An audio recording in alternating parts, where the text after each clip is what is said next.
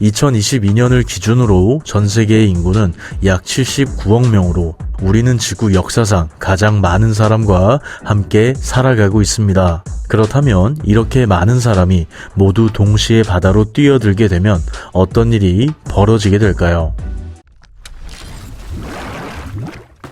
결론부터 이야기하자면 정말 이런 일이 가능하다면 마치 모두 이어진 것과 같은 소속감을 느낄 순 있지만 지구에는 아무런 일도 일어나지 않습니다. 그런데 이건 좀 이상하죠? 바다를 보면 어떤 곳은 수심이 낮고 어떤 곳은 깊습니다. 그러니까 수심이 낮은 곳에 있는 사람들은 많은 바닷물을 넘치게 할 것이고 반대로 수심이 깊은 곳에서는 이것보다 바닷물을 덜 넘치게 만들 겁니다. 그런데 어떻게 아무 일도 일어나지 않는다고 이렇게 확신할 수 있는 걸까요?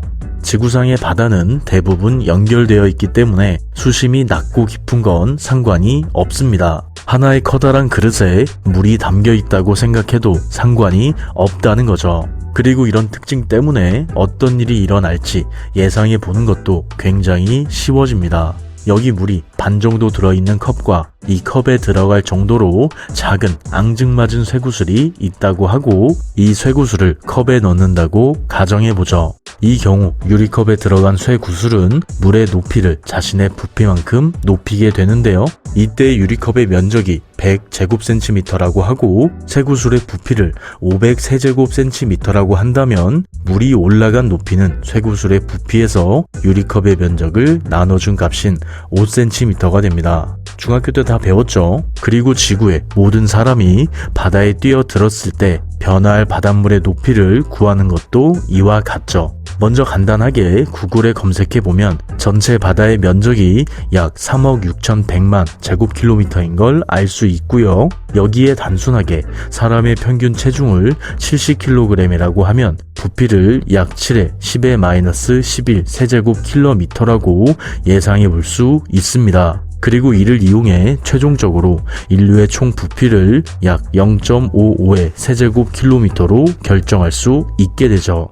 그래서 마지막으로 이 두 값을 이용해 바닷물의 높이 변화를 계산해 보면 지구의 모든 사람이 바다에 들어갔을 때 바닷물은 총 0.00152mm 정도 높아진다는 걸 알 수 있습니다. 이는 머리카락의 두께보다 약 65배나 작은 값이죠. 따라서 지구의 모든 사람이 바다에 뛰어들어도 아무런 일도 일어나지 않는다고 할 수 있습니다. 그렇다면 도대체 얼마나 많은 사람이 바다에 들어가야 1m라도 해수면의 높이를 높일 수 있을까요?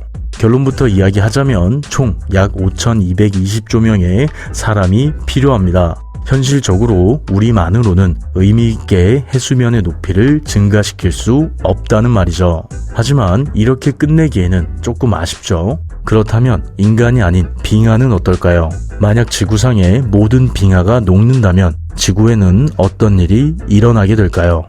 먼저 이를 계산하기 위해 지구에 있는 빙하의 총 부피를 찾아보면 총 2,423만 세제곱킬로미터라는 걸 알 수 있는데요. 여기서 이 값을 그대로 다시 바다의 면적에 때려 박아 바다의 높이 변화를 계산하면 될 것 같지만 여기에는 아주 야비한 함정이 하나 숨어 있습니다. 바로 물은 다른 액체와는 다르게 얼면 팽창한다는 사실이죠. 이 부분은 예전 영상에서 자세히 이야기했으니까 잠깐만 짚고 넘어가자면 지구상에 있는 물을 제외한 모든 액체, 물을 제외한 우주에 존재하는 모든 액체는 고체로 변하는 순간부터 밀도가 높아지며 부피가 줄어든다는 성질을 가지고 있습니다. 조금 널널하게 기름을 예로 들어보면 기름의 경우 고체가 되는 순간부터 밀도가 높아지며 부피가 작아지게 되는데요. 그래서 고체인 기름을 다시 액체인 기름 위에 올려놓으면 자연스럽게 아래로 떨어지는 걸 볼 수 있죠. 하지만 물은 그렇지 않습니다. 물은 얼음이 되며 부피가 증가하고 밀도가 낮아져 얄밉게도 물 위에 뜨게 되죠. 이런 현상이 일어나는 이유는 물의 분자 구조 때문입니다. 물을 이루고 있는 분자를 자세히 보면 이런 식으로 V자로 꺾여 있는 걸 볼 수 있는데요.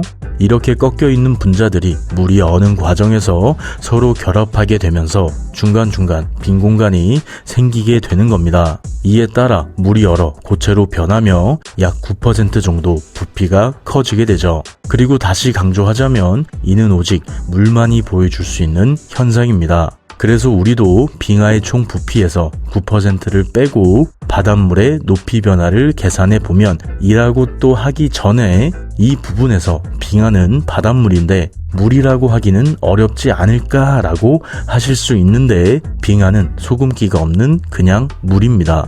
육지가 있는 남극의 경우 땅에서 얼음이 얼어 바다로 나오기 때문에 바닷물이 아닌 물로 이루어지게 되고요. 반대로 땅이 없는 북극에서는 물이 얼면서 결정화되는 과정에서 염분이 모두 아래로 빠지게 되면서 물만 남게 됩니다. 그래서 북극과 남극에 있는 빙하는 순수한 물로 이루어지게 되죠. 조금 더 보태보자면 빙하의 이런 특징 때문에 이를 식수로 이용하려는 연구도 진행되고 있습니다. 어쨌든 이런 물의 독특한 성질을 고려해 지구의 빙하가 모두 녹았을 때 변화할 바닷물의 높이를 보자면 약 61m 정도 해수면이 높아지게 된다는 걸 알 수 있죠. 그리고 이렇게 해수면이 높아지게 되면 서해 쪽에 위치한 많은 도시들이 물에 잠기게 되는데요. 가장 대표적으로 서울과 인천은 모두 물에 잠기게 되고요. 그 아래에 있는 화성은 거대한 섬으로 변하게 될 겁니다. 서쪽 해안을 따라 있는 대부분의 도시가 물에 잠기게 되는 거죠. 하지만 진짜 변화는 다른 곳에서 일어납니다. 해수면이 높아짐에 따라 자연스럽게 바닷물의 염도 또한 떨어지게 되는데요. 바다에 사는 물고기들은 이런 갑작스런 변화에 적응할 수 없습니다. 모두 죽게 된다는 거죠. 이제는 너무 오래전 추억이 되었지만 수영을 하고 나면 손가락이 이상하게 쭈글쭈글해지는 걸 모두 한 번쯤은 봤을 겁니다. 이런 현상이 일어나는 이유는 삼투압 때문인데요. 삼투압이란 농도가 낮은 쪽에서 높은 곳으로 물질이 이동하는 현상을 말합니다. 이에 따라 우리 몸보다 농도가 낮은 수영장의 물이 농도가 더 높은 피부로 들어오게 되면서 손가락이 쭈글쭈글해지는 거죠. 바다에 사는 물고기도 이와 같습니다. 바다에 사는 물고기의 경우 몸 안의 염도를 높여 바닷물의 염도와 비슷하게 만들어 몸에서 수분이 빠져나가는 걸 막고 있죠. 그래서 갑자기 빙하가 전부 녹아 바다의 염도가 떨어지게 되면 농도가 낮아진 바닷물, 수분이 물고기의 핏줄로 들어가게 되고요. 이 과정에서 물고기는 핏줄이 팽창해 죽게 됩니다. 반대로 민물고기가 바다에 가게 되면 몸의 수분을 빼앗겨 탈수로 죽게 되죠. 바다의 물고기가 민물에 살 수 없고 민물에 사는 물고기가 바다에 살 수 없는 이유가 바로 이겁니다. 이렇듯 지구의 빙하가 모두 녹아 바닷물의 염도가 낮아지게 되면 물고기는 바다에서 사라지게 되죠. 그리고 이로 인해 우리를 포함한 수많은 생명체가 지구에서 모습을 감추게 될 겁니다. 왜냐면 생태계는 우리의 생각처럼 단순하지도 않고 굉장히 예민해서 쉽게 부서지기 때문이죠. 가장 먼저 물고기가 사라지게 되면 이를 먹이로 삼던 생명체부터 사라지게 될 겁니다. 대표적인 예로 귀여운 물범부터 시작해 이를 먹이로 삼던 북극곰이 사라지게 되겠죠. 이는 우리에게도 아주 치명적인데요. 우리가 섭취하는 모든 단백질의 17% 정도가 물고기에서 온다는 걸 생각해 보면 우리의 식량도 부족해지게 된다는 걸 알 수 있죠. 그리고 이렇게 하나씩 동물이 사라지게 되면 이에 대한 연쇄 반응으로 지구상의 많은 동물이 사라지게 되고요. 또 다시 우리의 식량이 줄어들게 되면서 인류는 엄청난 식량난에 시달리게 될 겁니다. 하지만 문제는 이게 다가 아니죠. 보통 우리는 지구의 허파를 아마존이라고 이야기하지만 현재 지구에 있는 산소의 약 50% 이상이 모두 바다에서 만들어집니다. 바다에 살고 있는 식물성 플랑크톤이 광합성을 하며 밖으로 내뿜는 산소가 바다를 빠져나와 지구의 대기에 쌓이면서 산소를 채워주었고 지금도 바다는 지구의 대기에 산소를 공급하고 있죠. 그런데 바다에 물고기가 없어지게 되면 산소를 만들어주던 식물성 플랑크톤도 사라지게 됩니다. 예를 들어 고래는 하루에만 3톤에 달하는 똥을 바다에 뿌리는데 이 똥에는 질소와 철분이 굉장히 풍부합니다. 이를 이용해 광합성을 하기 위해 식물성 플랑크톤은 이를 먹이로 삼고 있죠. 그래서 바다에 물고기가 사라지게 된다면 우리는 바다에서 만들어지는 산소를 모두 잃게 될 겁니다. 그리고 이렇게 부족해진 산소는 다시 지구에 있는 모든 생명체에게 영향을 미치며 인류의 멸종을 한 걸음 더 앞당기게 되겠죠. 마지막으로 정리해보자면 지구의 모든 사람이 바다에 뛰어들게 되면 해수면은 0.00152mm만큼 상승하게 되는데요. 이는 머리카락의 65분의 1밖에 되지 않는 아주 작은 변화로 지구에는 아무런 일도 일어나지 않는다고 할 수 있고요. 이와 반대로 지구의 모든 빙하가 녹는다고 가정하면 바다의 높이는 약 61m 정도 높아지게 되는데 이로 인해 우리나라를 기준으로 서해에 위치한 대부분의 도시, 대표적으로 서울과 인천이 모두 물에 잠기게 됩니다. 하지만 문제는 도시가 물에 잠기는 것보다 바다의 염분 농도가 낮아지며 물고기가 죽는다는 데 있죠.